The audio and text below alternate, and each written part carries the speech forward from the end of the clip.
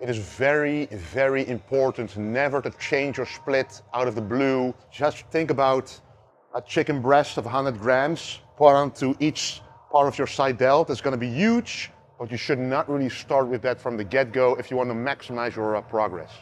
What's up, guys? Welcome to another video. People ask me, what workout split do I follow? It's an irrelevant question if you're a beginner or even an intermediate, because people tend to copy the workout split. For example, mine is legs, push, pull. I put legs at the beginning of my workout split as it's a priority for me. But if you look at my physique on the Arnold Classic stage and you're a beginner and you want to be like that, copying that workout split will not work. Everybody has her own individual needs, and my needs in the workout split are tailored exactly like that. So I need to work on the legs, and the push is in between to recover from the legs before I go into another heavy workout day like the back. So that's more of a logical way. And then I have a rest day where I used to train 6 days back to back and then have a rest day, for example. So in my opinion, copying somebody, especially a professional bodybuilder, is not what you should do. And regardless of any split that you follow, it doesn't matter as long as if you don't work out super hard, if you're not disciplined, if your sleep is not on point, if your nutrition is not on point, if your whey drip is not on point, you want to grow anyway, no matter what kind of workout split you follow. So first, have all of those things correctly, and then if you're a beginner, just start with a workout split that you enjoy, but I'm going to talk about a little later exactly what kind of workout split I would recommend for beginners. And then as you progress up the ladder, you can tailor that workout split more to your specific weak and strong points. But yeah, today is also going to be a back and bicep day and something interesting at the very end, so keep watching for that for sure. So yeah, let's have, well, I already had it, my pre-workout. Very amazing. Let's get a nice pump and train.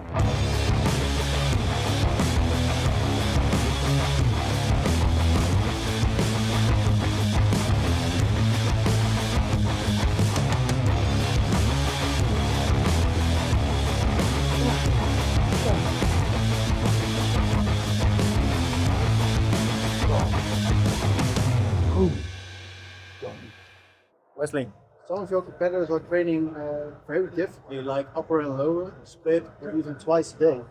Would that be something for you? Well, first of all, twice a day is a bit difficult for me, as most of those competitors don't have like a family with 2 children. So for me, training twice a day would take away too much time. Plus, you need to have at least 6 or 7 hours in between the first and the second workout. I've done that for a while, like years ago, but I still notice it's too much volume to recover from for me. So I like to put a lot of volume into one workout, then have a lot of time until the next workout to recover from it. And honestly, the upper-lower split and like full body splits work a bit better for beginners. Whereas as a professional who has been training for 10 plus years seriously, you kind of need to specialize into something, kind of like a split that I'm doing right now, where I can emphasize a specific body part on one day to really prioritize work there, instead of doing, like if I did upper lower, like on an upper day, when I want to focus on like the lower lats or like the side delts, I would have to train all the other muscle groups of the upper body, which for me would take away the focus from those muscle groups. So that's why I like to train according to the split I train right now, which is kind of like legs, push, pull, rest split, which works great for me. Yeah. Hey.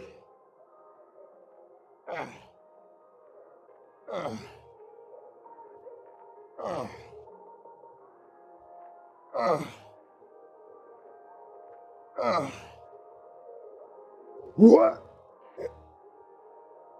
Oh. Oh. That's heavy.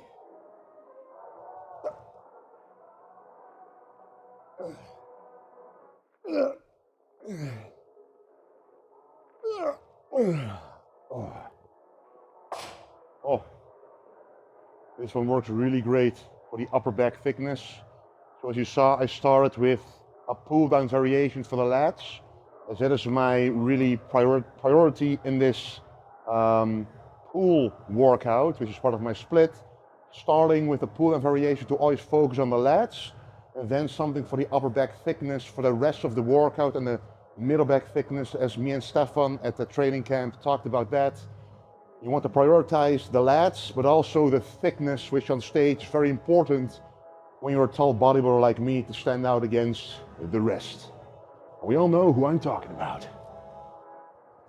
Time to take off the Able sweater, as it's close to 10 degrees Celsius here.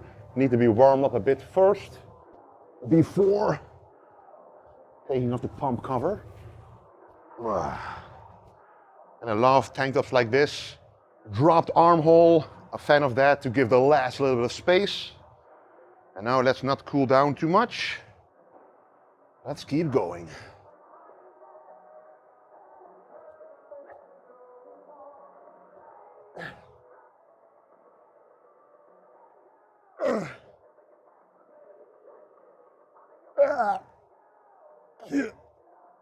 Oh. Oi, oi, oi. With the weight gap, do you even want to put on more mass on your strong points, like shoulders, or what are your targets right now?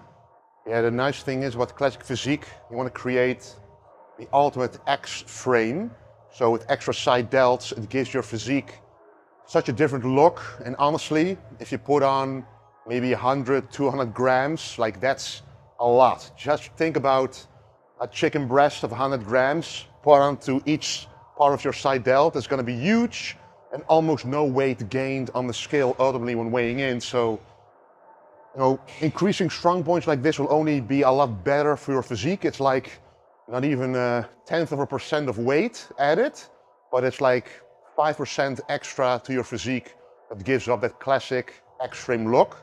And of course also the quad sweep, which can always be better. We're going to work on that even more, but even just a little bit of mass there goes very far in Classic Physique.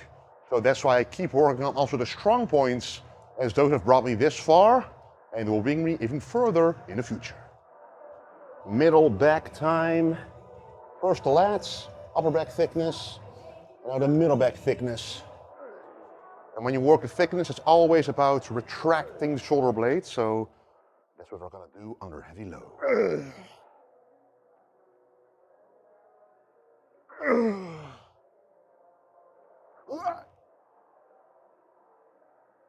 Ooh. Ooh. That feels good.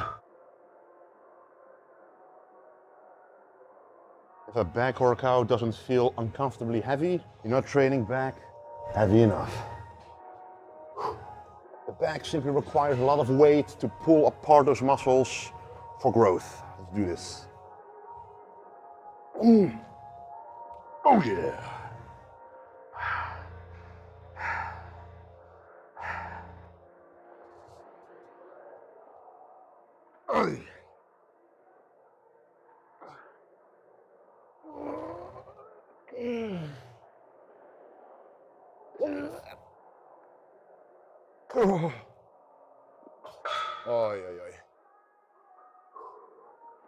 Time for the only isolation movement of today for the back. For the pullover, isolate the lats because they can never be wide or big enough. Oi, oi, oi. Oh, the stretch.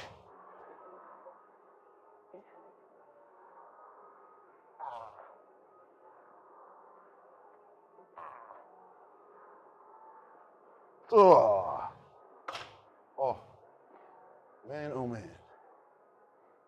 Oh, with this exercise, you don't want to go too heavy, but also not too light. I stuck around 14 reps here, 14. But you don't want to go below 10, but also not above 20. You want a nice stretch, so the weight needs to be high enough, but not too high where you can't really stand up straight anymore. So this would be a perfect rep range, like 12 to 15 reps here.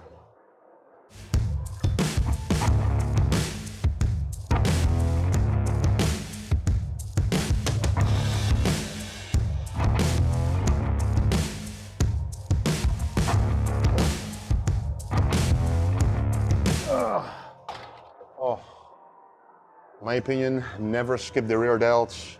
Always go high volume, make sure the traps are not involved. We literally just train the traps automatically with the 2 rows I did, so you might as well now focus on the rear delts, lighten the load, up the volume, so you can peak concentrate on those relatively small rear delt muscles.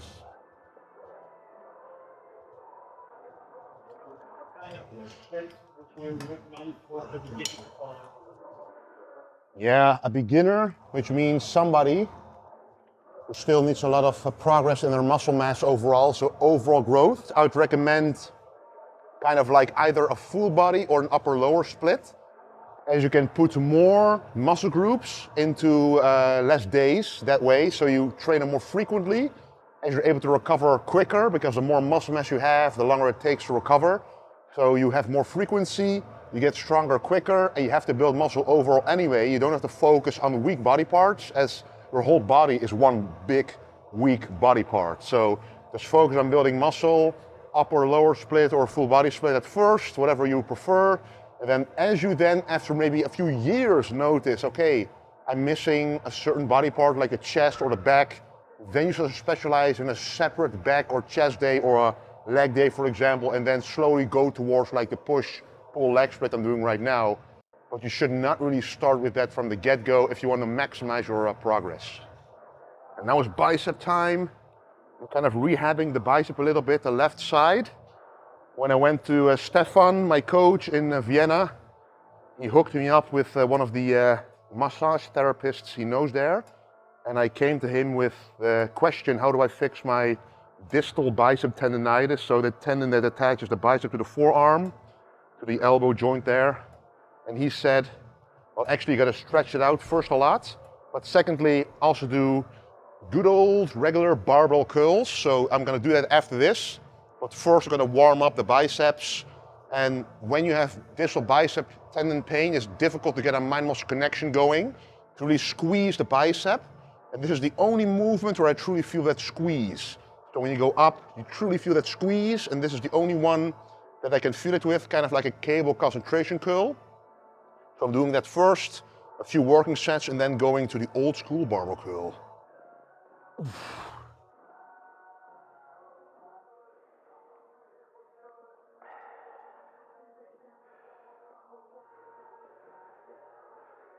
Oh. Ah. Oh.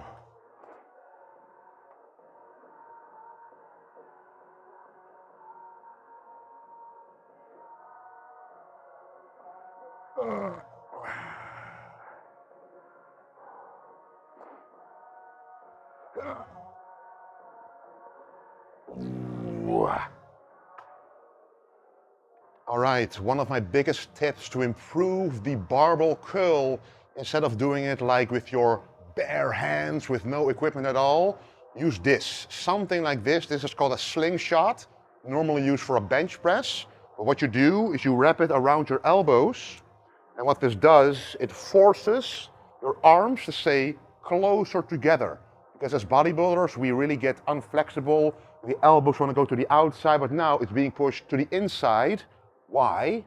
Because when you then hold the barbell, you can see my hands are now in line with the elbow, going all the way up. And here I get the ultimate squeeze. Trust me, guys.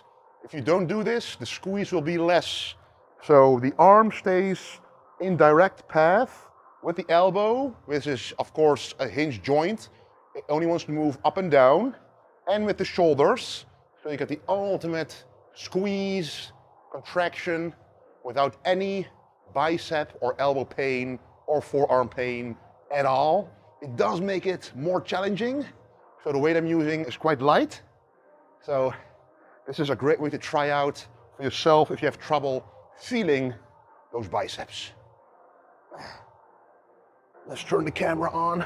If you don't follow me on Instagram, check me out at Wesley Vissers for a lot of my daily stories, what I eat, how I train, how I grow, for example, the biceps.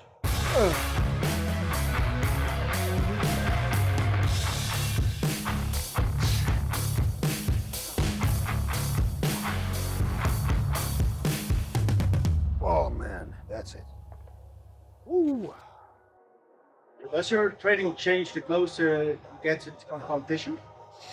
Yeah, it doesn't change in the split, so the exercises will remain the same, which I think it is very, very important never to change your split out of the blue when you're going from an off-season to a cutting phase or a competition or a photo shoot.